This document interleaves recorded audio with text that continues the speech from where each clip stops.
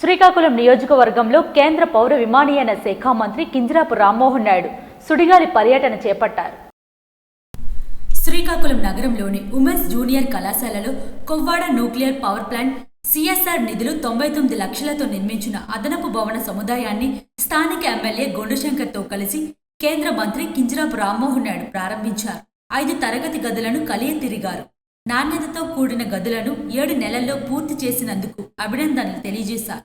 అనంతరం శ్రీకాకుళం రూరల్ మండలం కల్లేపల్లిలో రాష్ట్ర ప్రభుత్వ నిధులు 2,60 లక్షలతో నిర్మించిన ప్రాథమిక ఆరోగ్య కేంద్రం నూతన భవనాన్ని రామ్మోహన్ నాయుడు ప్రారంభించారు. ఆసుపత్రిలో గదులను ఎమ్మెల్యే స్థానిక ప్రజా ప్రతినిధులతో కలిసి ప్రారంభించారు.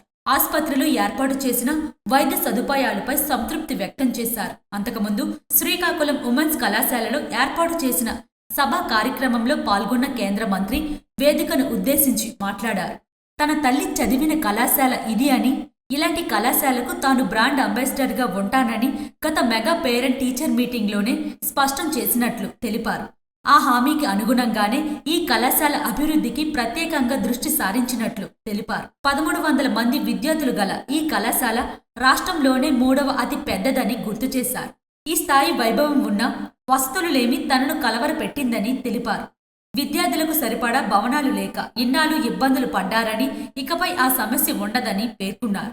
ఇప్పటికే 99 లక్షల వ్యయంతో 5 గదులతో నిర్మించిన అదనపు భవనంతో పాటు భవిష్యత్తులో కూడా మరిన్ని భవనాలు నిర్మిస్తామని హామీ ఇచ్చారు.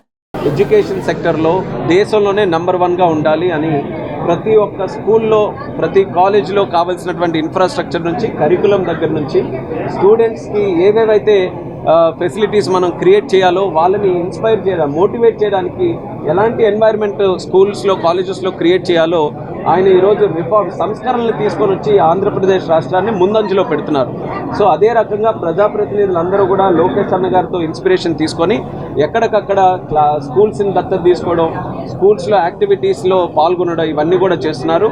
కళాశాలలో ఏదైతే పిల్లలు కొన్ని సందర్భాల్లో బయట కూర్చొని ఎండల్లో కూడా కూర్చొని చదువుకోవాల్సి వస్తుంది. ఎందుకంటే టౌన్లో ఉండడం వల్ల డిమాండ్ ఎక్కువ ఉంది. అసలు వాస్తవానికి అడ్మిషన్స్ టైంలో చాలామందికి క్లాస్ రూమ్స్ లేక అడ్మిషన్స్ కూడా రిజెక్ట్ చేయాల్సిన పరిస్థితి వస్తుంది. అందుకని అది ఇమీడియట్గా అడ్రస్ చేయాలని చేసాం. ఇంకా అదనంగా బిల్డింగ్స్ కావాలి, దాన్ని కూడా ఏదో ఒక ఫండ్ లింకప్ చేసుకొని అడిషనల్గా మరొక 5 క్లాస్ రూమ్స్, అలాగే ల్యాబ్స్, అలాగే ముఖ్యంగా స్పోర్ట్స్ పట్ల కూడా పిల్లలు ఎంతూసియాస్టిక్గా ముందుకు రావాలని స్పోర్ట్స్ ప్లే గ్రౌండ్ కూడా చేస్తున్నాం.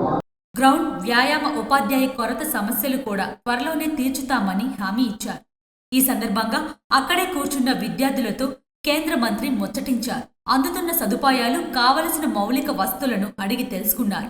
కేంద్ర మంత్రి స్థాయి వ్యక్తి సభా వేదిక ఎదురుగా తమతో పాటు నేలపై కూర్చుని తమ సాధక బాధకాలు తెలుసుకోవడంతో విద్యార్థినులు ఆనందం వ్యక్తం చేశారు. ఈ కార్యక్రమంలో జిల్లా collector Swapnil Dinakar, trainee collector Donaka Prithviraj Kumar, కూటమి శ్రేణులు, స్థానికులు తదితరులు పాల్గొన్నారు.